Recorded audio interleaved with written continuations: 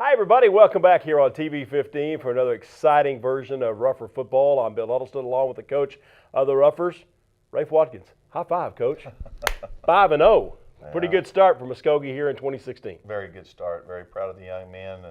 As we said before, more importantly, it's 2-0 in the district, and a win over the two-time state defending champions, Bixby, and more importantly, has really put us in a good position going into this week of not just making the playoffs, but having a really good chance at being district champions now. And so we'll get into RougherTV a little bit later, I know, but it was a great win for us. And it's those type of wins that can be program changers for your kids. And we were so close last year to doing that, and this year getting it done, and in the fashion it was able to. They never gave up. What did we get the ball back like a minute 26, 28, something like that.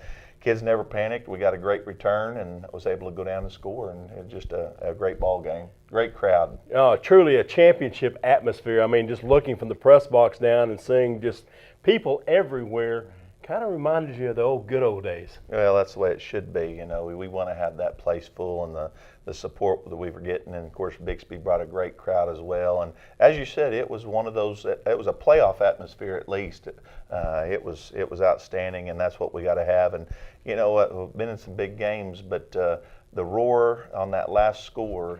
There's times you hear stuff, and as coaches, you don't hear a whole lot, but you could feel it. I mean, it was on like our back, the roar coming off of that crowd. It was pretty amazing. It was great. And then when the clock went to 0, to see everybody just storming the field, I know you had to be careful about that, but everybody behaved, but they celebrated. Did. I mean, I enjoyed watching the guy from the chain gang who was over in the middle of the huddle of all the students, and he had that down marker set on number 1, up and down. He was going with it. He was in the Doug lost his mind there for a little while. I was down talking to Fox Sports at that time and just got through the interview, and I looked at this mob of people down there, and I'm like you. I thought somebody had stole the chains gang stuff, and I look in there. No, it's Doug. He's got it, and it was amazing. He was excited. It was truly exciting ball game as the Roughers came from behind to win the game over Bixby. We've got a lot of highlights for you to share, a lot from the defensive side as well from the offensive side. So let's just get right into it, Coach, and we'll take a look at the highlights. Here we're going to go see right off the get-go the impact of defense. Well, the defense was outstanding. I know people thinking that's what Coach Montgomery and I myself. That was huge. That set the tone. That was the second play of the game. But Coach Montgomery and I was talking at the JV game last night about most people would look at it and think 45-42 there wasn't much defense played. But there was a lot of great. There was just some big plays like that by both teams. There's two pretty good offenses going as well. There certainly is. There was some great defense played for both of us. Nice effort here. And then the downfield blocking, then Mo extending it. Of course, we got a little excited at the end of the run. We got to control our emotions there. Then we see the guy who was really one of the heroes of the game, Jacob Medrano. I mean, just finding the receiver coming across the middle. Jacob's been playing really well all year long. He's got 10 touchdowns and 1 interception. There's old Speedy, Deontay Crutchfield. They still haven't caught him, Coach. And they haven't. And last night he had 3 touchdowns in the JV game against them. And he's got a chance. He learns his plays a little bit better. He's got a chance to be an impact player for us. Smothering defense, stopping Bixby, and then the Roughers come right back with it again on the ground, and here goes Mo off to the races. Elijah had a great game, but he'll be the first to tell you that a lot of it was the offensive line, and that's what I told him. I said we felt like our strength was with our skilled kids against their skilled kids, and probably our weakness would be our offensive line going into it, is our offensive line against their defensive line. And I can't tell you I'm more proud of our offensive line than I've ever been since I've been here, because they held their own. You have an OSU commitment at nose guard, and what plays can you remember him making? Nothing against that young man, but I think a lot play more of the first half is the only one that really stands out. And that's the only one. And so with that said, one play out of 70 snaps, I like what our offensive line was able to do for us. Offensive line did a great job, defense stretching things out. We've seen it in the highlights. We're going to continue to see it. I mean, the way everybody filled the gap. I mean, there's Phillip Duncan. We've seen Keandre Davis. We've seen Devin Hillman coming up. I mean, he got that interception a moment ago. Mike Edwards had a great night at defense he did. Again. There's Mo pounding it into the end zone. Boom! There's the hit. Watch this.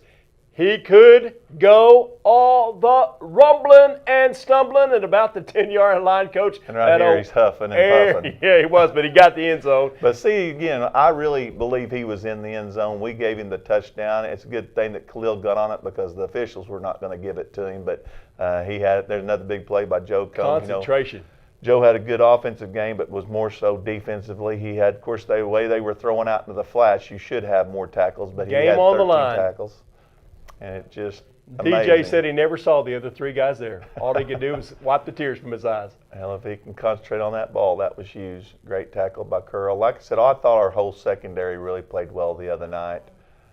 And then here's the big interception by Joe. If you see it comes down and it lands, we were fortunate it popped right back on his chest. And what just an overall total team effort. It was. I thought that special teams, we drive down and due to the penalty, we ended up not getting a touchdown, but we got a field goal out of it, and it was perfect.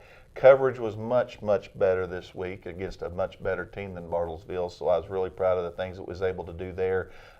We had the one, bad snap on the punt, and other than that, really the special teams I thought was really good. Well, it was just an overall exciting win for the Roughers, like the coach said, not just 5-0, but more importantly 2-0 in the league race with another big game coming up this week against Booker T. Washington's Hornets. We'll talk more about that in a little bit. We're going to take a time out right now and give you a chance to kind of see through the eyes of iShoot Sports some of the exciting moments of Rougher football here in 2016. And when we come back, it'll be time to get inside the mind of the Rougher quarterback, Jacob Medrano. That when we continue on Rougher football here on TV 15.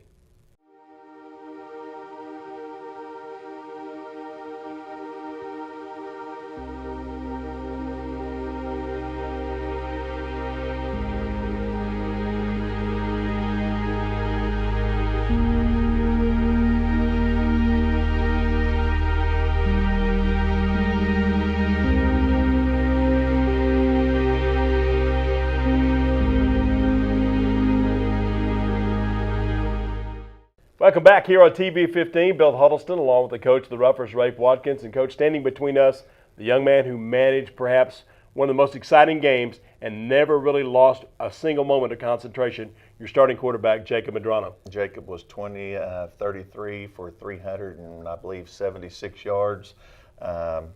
2 touchdowns, I believe he threw 4 or 3, maybe four touchdowns. We'll get the right number in a minute. He knows. No turnovers, and is managing the game, and that's like for the season is passing. In high school football, if your quarterback can complete 55 to 60%, you're usually happy. We're completing around 65 to 67% on his completion rates, thrown for over 1,100 yards, but more importantly, his 10 touchdowns to 1 interception. And we've thrown the ball quite a bit. To only have 1 pick, that lets you know he's making smart decisions.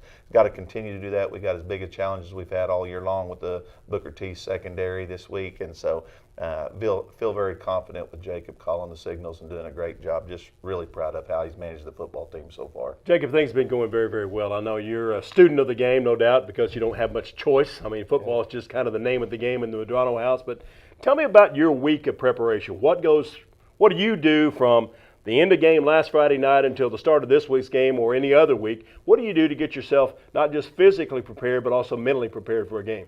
I watch a lot of film on the team that we're going to play, and I study our scouting reports that we get. And when you're looking at the opposing teams, are there certain things that you as a quarterback are looking at because you want to be able to visualize that same scenario once you're out on the field?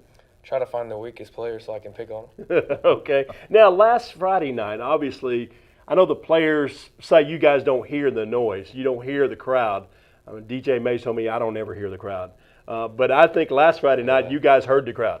There's only a couple of plays that's like the last one and Joe's pick.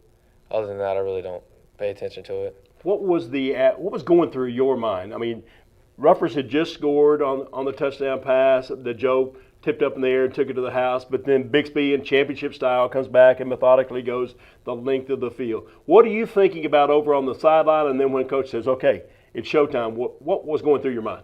We just have to go score. We got to execute. And now in the huddle, was there everybody eyes focused in on you, or was there a lot of just excitement and we got to go?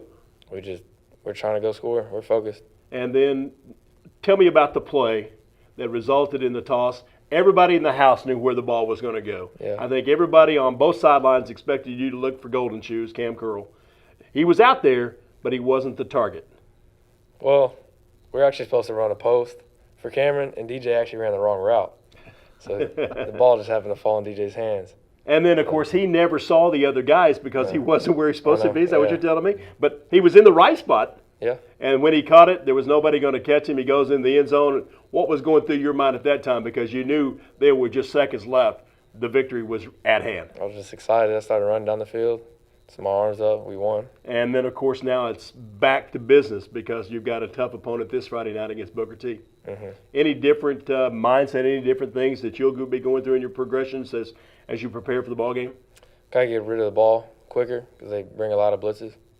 All right, now we're going to get away from the high school game for a moment. I know there's a lot of different college football teams that you keep an eye on. Who's your favorite college football team? Notre Dame. I knew it. He's been brainwashed by his dad, Coach. There's no doubt about that. But I thought you might say Texas Tech. No, they're second. Okay. All right, well, but the number one team for you is? Notre Dame. Notre Dame, but in the high school level, the number one team is? Muskogee. Muskogee Roughers. And in this week's polls, albeit for one, Muskogee does find the number one ranking. A lot of it has to do with this young man. But as a quarterback or as a running back, I know you'd be remiss if you didn't credit the protection you get from those guys up front because they do throw a wall around you and they've kept you out of harm's way. Mm-hmm. Jacob Medrano, starting quarterback for the Muskogee Roughers. He's been good so far. Just going to take it up another notch this week, hopefully, against the Hornets of Booker T. Washington. When Coach and I come back, we'll talk about Friday night's game on the road at S.C. Williams Stadium. That after this timeout on TV 15.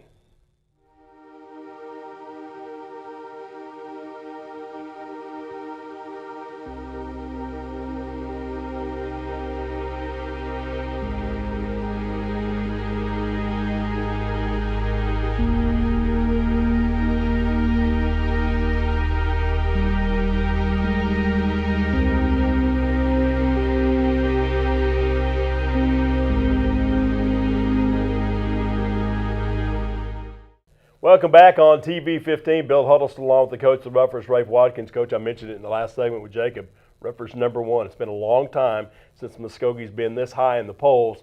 But for a football coach and your players, it's not about the rankings. It's about winning the next game. That's right. You know, again, if it was NCAA rules, we'd be tickled to death right now because you have to be up there in the tops. But for us, it's nice for scrapbooks and people to sell papers, and that's about what it amounts to, you know. And but it certainly has gotten the community it's on an fire. Excitement for the community. It's excitement. I mean, I'm not going to lie to you. It's always nice to have a team rated number one, but I'd rather be rated number one after week 13, and if we do that, then we'll have a whole lot of excitement. But no trophies given out at mid-season, especially for this. But the good thing is we put ourselves really, really good for our first goal of being in the playoffs. You know, you can't just sit there and say you're in, but with the way things are going, if we stay healthy and continue to progress, we've set ourselves in a good position for that. And if we win this week, we've set ourselves in a good position to be district champions as well. Well, we talked about this at the start of the season. Once the district schedule got here, you were going to get your medal tested right out of the get-go. Last week it's Bixby, this week it's Booker T, next week it's Sand Springs. I mean, you get the top three teams in the district, bang, bang, bang.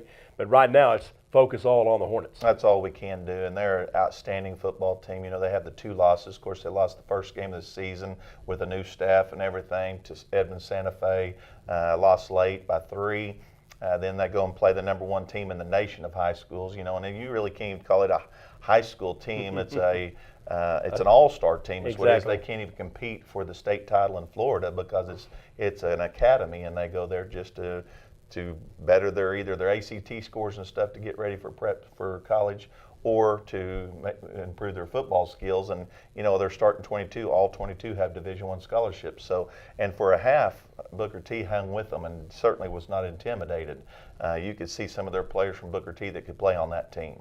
They got extreme speed. You know, where last week we felt like we definitely were the faster and better team than Bixby on that, but we were worried about the size. This week, we're not going to be faster than Booker T. They're just as fast. They have lockdown guys. We're going to have to win it up front with our big boys this week, and I do feel like we have a little advantage with the Lions. Well, it certainly should be an exciting ball game. The game will be at S.E. Williams Stadium. That's in Tulsa, in North Tulsa. It's been the site of a lot of exciting games between Muskogee and Booker T over the years, and you'll want to make your way up there for that 7 o'clock kickoff on Friday night. If for some reason you just can't get there, Coach, they can tune in to Nick and I and the RougherTV student crew. They do an excellent job of bringing you the video of the game, and we try to do an adequate job behind the microphones and not getting too excited. But it'll be an exciting ball game this Friday night when the Roughers go to S.C. Williams Stadium. Our pregame show starts at 6:30, and the kickoff is slated for 7. Muskogee at Tulsa, Washington, Friday night, and you can watch it online from your smartphone. You can do it from your iPad, or you can do it from your PC, computer, anything that you can get online at RougherTV. Coach, it's been fun so far. Don't change a thing. I mean, from pregame meals to how and what you wear on game day to how you even cut your hair. We'll try everything. That's right. And we do. We hope that we have a huge crowd up there this week because it really does mean a lot to those kids, and it says a lot for our program to have that following as well. So we hope everybody can make it. It's not too far up the turnpike, and get there and root us on to a victory. Ruffers against Tulsa, Washington Friday night. We'll talk more about that game next week right here when Coach and I get together to talk with you about Rougher football here on TV 15. So long, and remember, it's always a great day to be a Rougher.